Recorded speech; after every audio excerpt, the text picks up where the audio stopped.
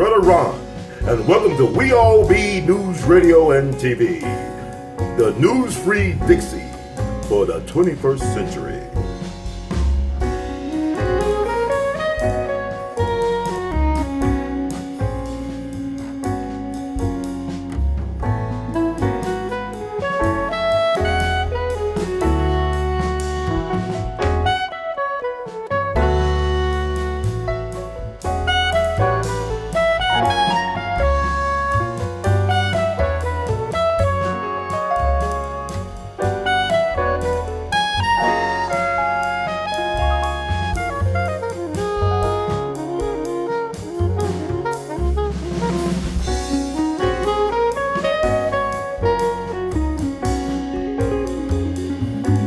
Well, we are here with Dr. Steve Lee at the burial site of the mortal remains of James Melvin Lunceford, known as Jimmy Lunceford, music education extraordinaire, jazz giant, philanthropist, and humanitarian.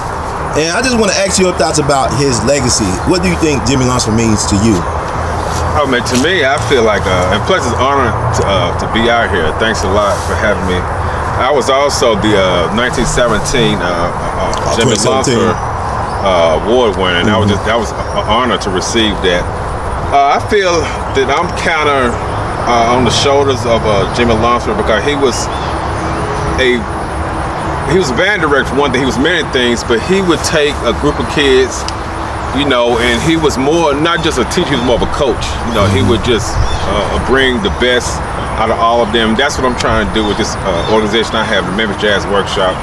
I get kids from around the city, and I just see something in them what they don't see, and I just try to bring out the best of them. You know, we do a lot of mentorship, try to teach them how to not just be a musician, but what he was doing, just teaching people how to, I guess the best way to put it is to learn jazz through life skills. So what I'm saying, when you're learning jazz, a lot of life skills comes along with it, you know, from time management, dedication, discipline.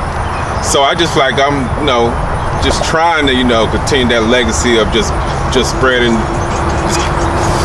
history, just keep his memory going.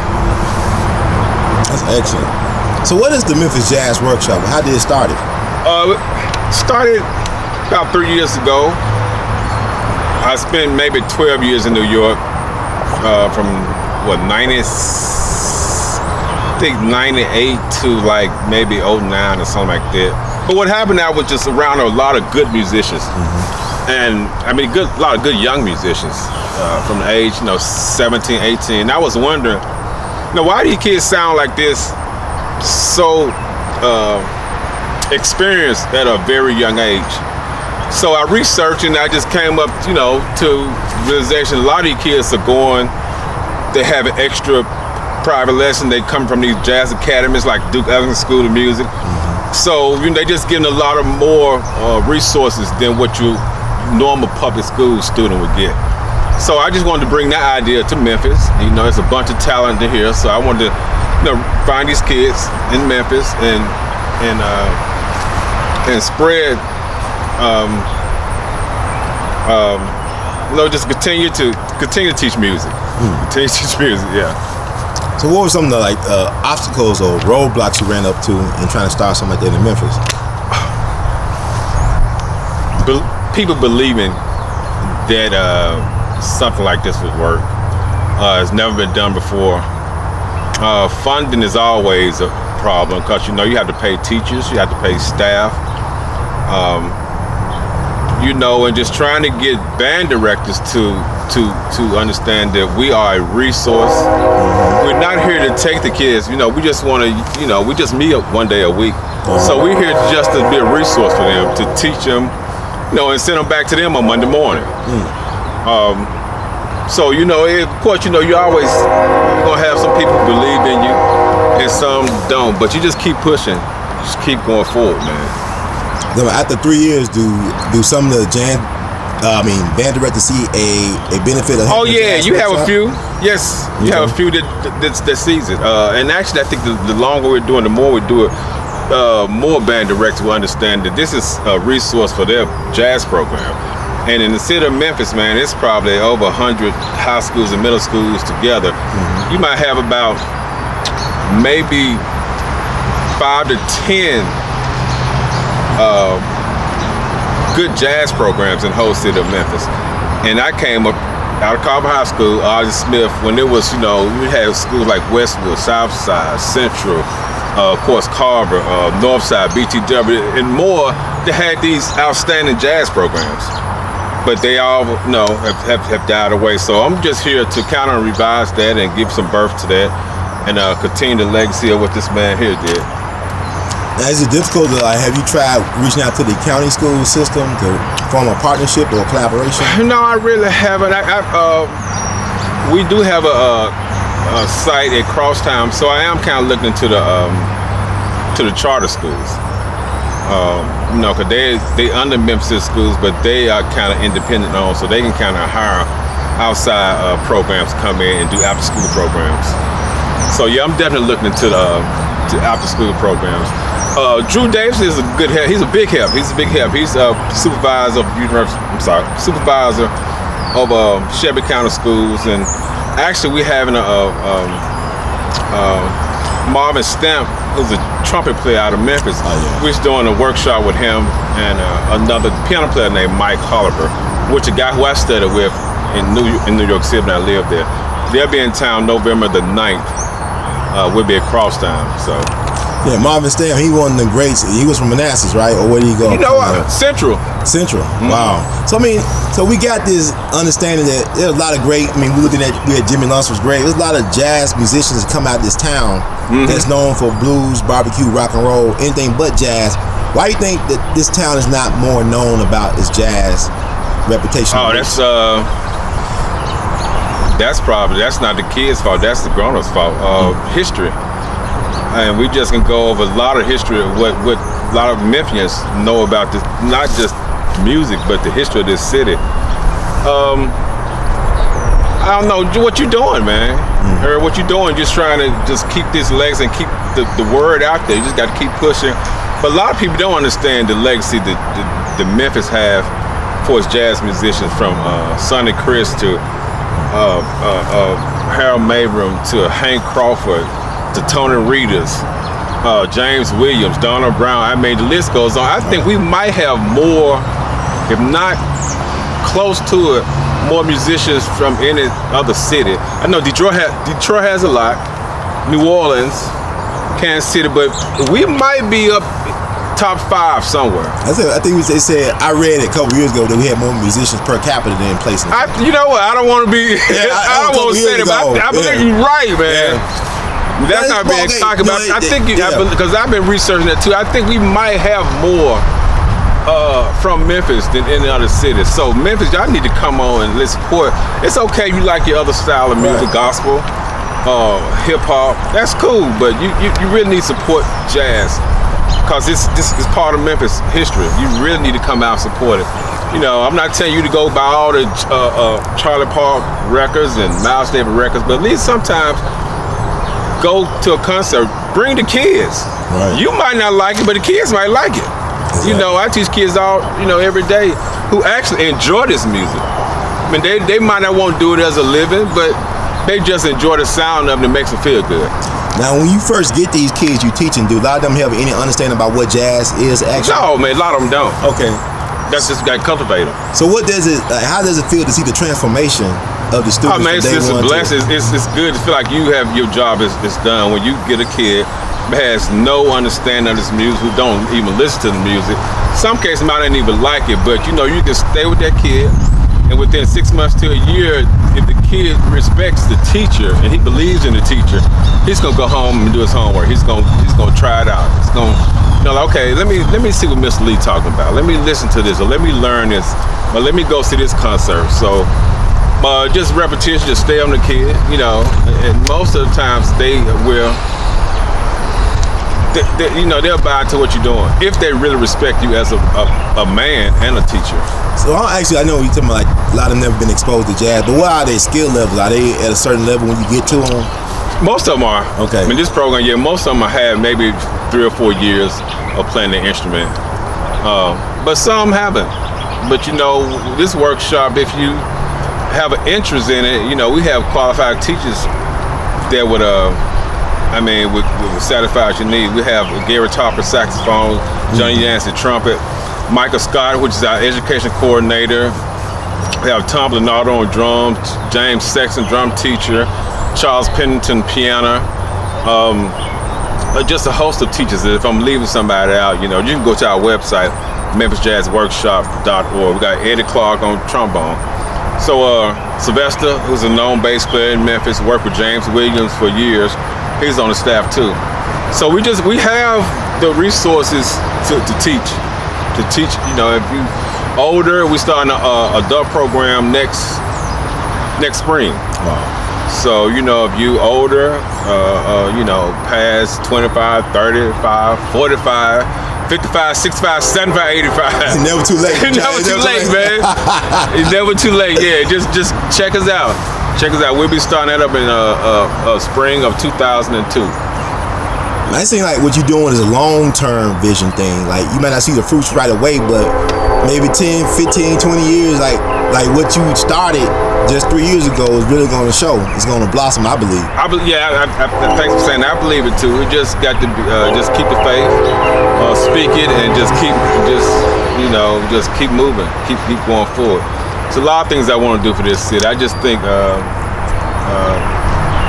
we're doing a disservice to these people who live.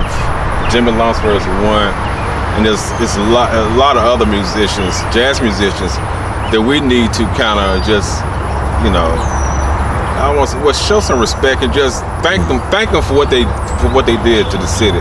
Because we have I was in Europe, maybe Paris, and somebody was talking about how great the musicians, how great Memphis is for its jazz. You know, so the world knows about the legacy of jazz in Memphis, but unfortunately, Memphians don't. Yeah, it's an interesting. Like, I guess, you know, what keeps you going then? It will give you the fuel to keep going. Seeing the kids, seeing the kids learn and seeing how they progress over 6 months to a year. Because it's hard work, man. But seeing them gives me pleasure. It keeps me motivated. Keeps me want to go out and try to raise more money. And also, I had to stay on my A game. I had to be at the piano all the time too, because I'm showing them all out. You know, you get around a child and you teaching them, they pulling everything out of you. So you got to make sure that you got some fresh stuff, you know, so you can keep them when they pulling out there. You have more stuff to give them. Excellent. So what's the best way to support? Like, how do we contact you again? And you can memphisjazzworkshop.org. Like I said, my name is Stephen Lee. You can call 646. I still have my New York number, 646-436-1882. And just support just jazz. Support. Do you miss the New York scene at all? How often do you go back to New York? I was in New York last week doing a concert. I miss New York. New York gives you, well, to me, it just motivates you because there's so many bad cats in the city. And you have to stay on your A game. You have to be practicing all the time. I mean, I miss that so much. That's one thing I miss about the city is just that motivation. And just the energy that it gives. I mean, if you can just jump on the subway and it's funny. Everywhere. You can hear it on. Man, just the energy. You can feel. Man, see, I love that. My wife don't like it. I love that energy. When I get on the subway, you just can feel just energy, and I like that. And when to me, I think musicians, when they play in New York City, you can feel the energy coming from within them. That might be because of what what the city does to the mind. But for me, I love it. I dig it. You know, I love New York. I love New York. Can we think about? I'm gonna close it out. The music education situation here in Memphis. What grade would you give it right now? In terms of music in the schools, company bands and whatnot, educators. I mean, educators. There's some good teachers. Well, marching band is really big in the city, which is good. But I think you should really be giving students a variety of music. Give them marching band, give them a concert band, give them a jazz, give them some hip hop. Set up some recording studios with these young kids, because a lot of these kids who want to be rappers and hip hop, love the music, they should be playing piano. They should be playing piano and figuring out how you play those chords. And they could start writing their own things. They don't have to go spend whatever money, but have somebody just play 2 chords. So I think it's very important. If you're going to be in the hip hop, come learn some piano. Because a lot of times when you sitting at the piano, you might find yourself, okay, let me learn some more harmony. Let me learn 2-5-1s. And you find yourself becoming a jazz musician, or liking, taking an interest to the harmony and the theory behind the music.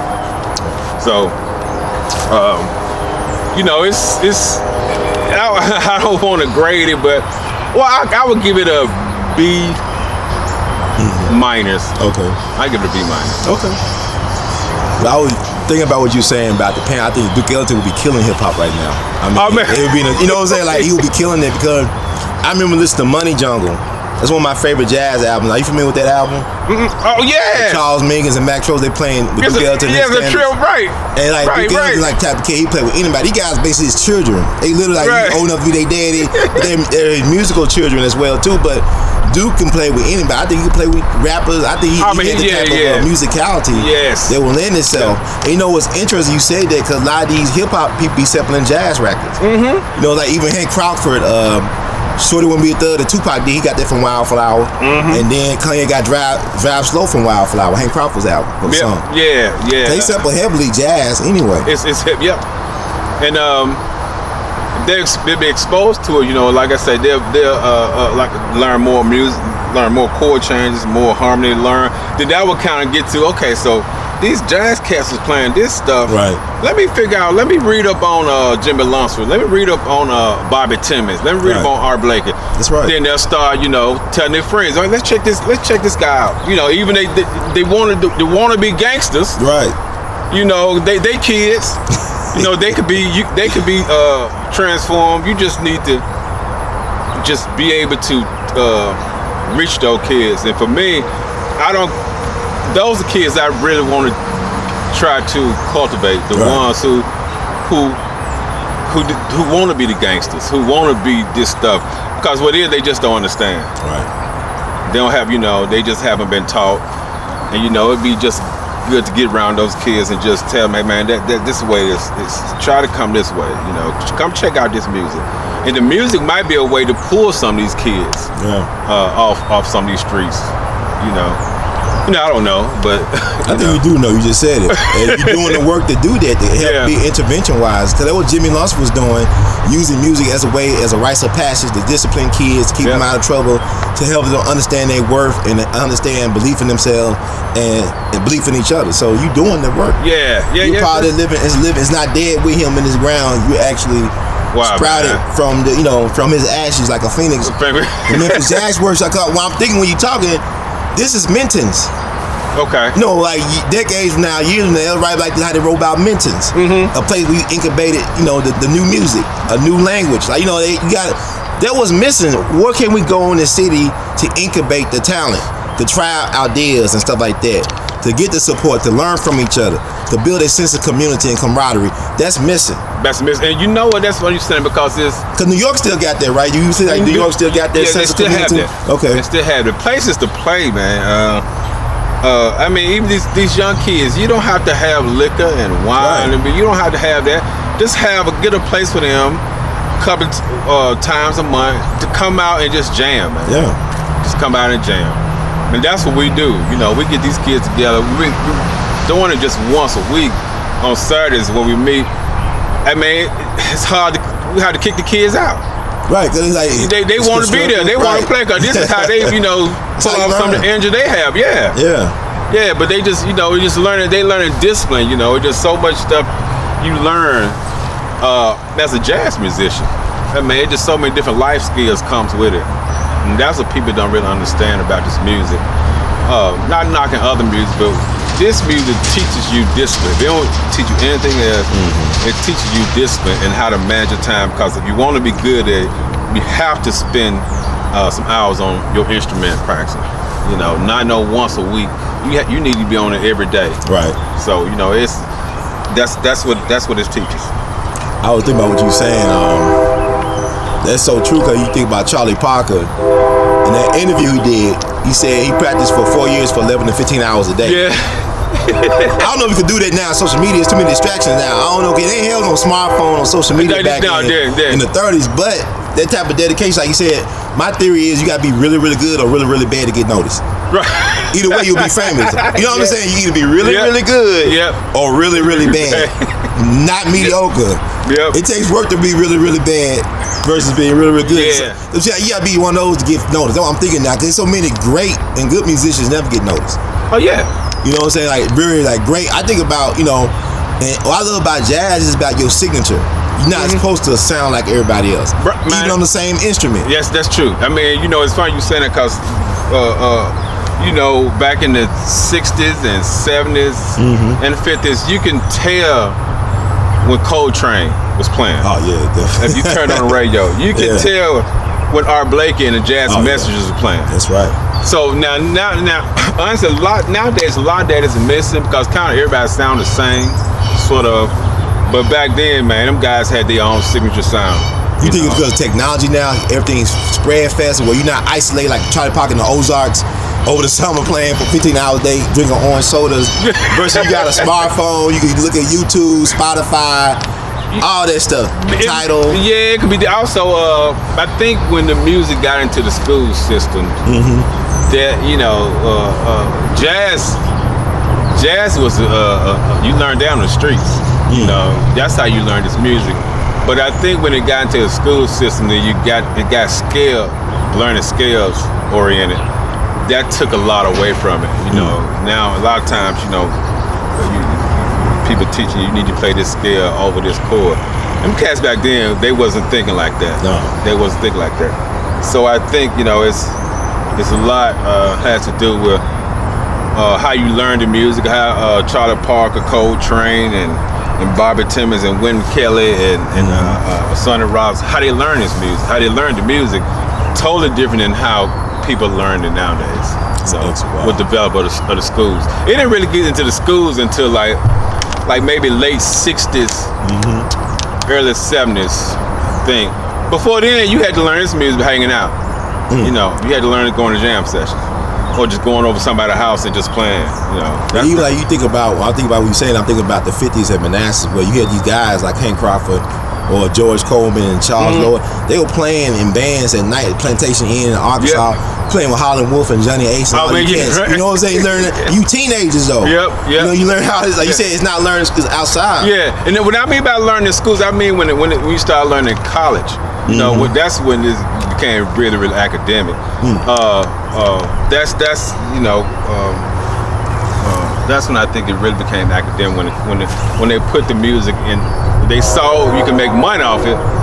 They put in that's how it goes. in the colleges.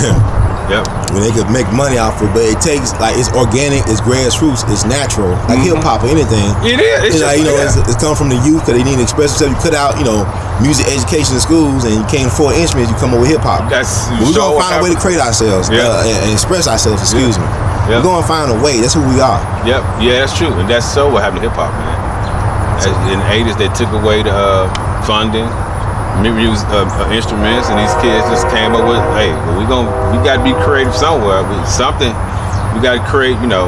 And that's how the music was birthed. Yes, sir. And the beat goes on. It's like interesting how things are morphing out now. But my thing is, like, there's a lack of understanding about the past too. It's kind of retarded some of the music. Some of the music has been stunted. Not all of it, but some of it. Yeah. Well, you know, the past. You know, how often do a lot of people, you know, how many books are people reading now? You know, music, if you want to talk about just the history, you know, especially black folks don't know their history, or even how they even got to this country. But that's a whole nother conversation. We already here. There's always all kinds of stuff going on. You can't trust everything you read either, right? It's confusing. Yeah. It's good you're doing this, man. I didn't know. When I was driving here, didn't know what to expect. But I'm glad you asked me to do this. I'm glad you came out, man, because you doing the work. You know why I'm tired of? I'm tired of hearing people saying nobody doing nothing. Now you just don't know what they doing. Yeah. It's people doing stuff all over the place. Yeah. But it's a reason why it's not getting amplified or getting covered by local news or national news. Because we about solutions. Right. We are creative problem solvers. I think like when you don't teach music education or creative arts or anything in the schools, you're not teaching folks how to think for themselves and how to solve creatively, how to do creative problem solving. Mm-hmm. And really, it's not even about solving the problems. Like the same issues that we're dealing with in music. Charlie Parker dealt with, Beethoven, Mozart. Yeah. Everybody dealt with. It's not even about solving the problems. It's about finding a way to get around, over, under to get what you want. That's about it. Right. That's about it. Right. So I mean, I'm glad that you're doing that. You putting them seeds in them kids. Like I said, they're gonna take a while to germinate, whatever. But you planting them seeds, and you starting like Nat D. Williams said. He said, "Let this be his burial place be a rallying cry for the black community by a man who never forgot about his people, who chose to stay with his people no matter how big he got in the business, and constantly gave back. And he took some kids that everybody kind of looked down on and didn't think nothing of, and made them some of the best in their profession. Yeah, that's who we alchemists, man. You an alchemist. You turning stuff into gold. You turning people into gold. You turning, it's like, I saw Jimmy Heath. I talked to him in his house in apartment in Queens a couple years ago, 2016. And he showed me this picture of he was leading a band with Coltrane in it. Coltrane was Coltrane had Philadelphia roots, the Heath brothers from Philadelphia. And this picture of him with his back turned to the audience, directing the band, and Charlie Parker standing up taking a solo, and John Coltrane sitting down with the cigarette dangling out his mouth. He just looking at him like, what is this dude doing? But years later, they're gonna be doing that. They did the Coltrane. But Coltrane wasn't Coltrane. He had to get it, trial by fire. Yeah. You gotta get put in that fire pot. You gotta get in the pot to get it boiled, get it hot. So I mean, we need those type of rites of passages. We need to understand, like what Reverend C.T. Vivian told me some years ago. He said, you never know if you're a genius till you be put in an uncomfortable situation. You never know what your true genius is until you've been put into an uncomfortable situation. That's deep right there. Because then it reveals who you really are to yourself. Are you heroic? Are you a coward? Most of us are cowards because we're afraid to live our true lives. A lot of us are afraid to live boldly and to be who we really are. And the reason why it works for Lunceford, he could have said, you know what, I don't know if I got what it takes to be a band director, doing this stuff. Let me just stick to teaching for all these decades. You know what I'm saying? But he took a chance on himself. He took a chance on some kids that everybody kind of looked over. And they struggled for 4 years and they became the house band and cot club. Now they eating cheese and bologna crackers and stuff, and it's cold in Cleveland with no heater. You in Cleveland with no heater in a warm room by 9 dudes eating cheese and bologna and crackers, and then 4 years later you the house band and the cotton club and you number one tracks in Power Theater for a decade. That's amazing, man. Yeah, but that's a story that should never be forgotten about, because the Memphis cats were different. Like even in the 50s, all them guys look out for each other. Harold Mayburn went to Chicago, Booker Little, Joe, everybody looking out for each other. When they go to New York, everybody looking out for each other. Everybody got each other back. That's how they made it. Harold Mayburn went to New York. Yeah, they all hit each other back. In the late 50s, early 60s, played with Lee Morgan. And a couple years after that, he brought in James Williams, came up to New York. James Williams brought I think James came before Morgan. Okay. It was Harold Mayburn, James, Mugger, Donald. That's how, and those all don't remember. I mean, Mugger's from Greenville, but he's still Memphis. I got Memphis roots. So yeah, that's how that piano train started. Those 4 guys. There you go. Those 4 guys. And that story needs to be told over and over again, never forgotten about. That it takes a village. Like Lunceford understood it took a village to help and get things elevated. But sir, your contact information one more, Dr. Lee. Memphis Jazz Workshop, Stephen Lee, 646-436-1882. Thank you so much, Dr. Lee. In the words of Great Gilton, we love you madly. Keep on producing and pushing. Thank you so much. Thank you.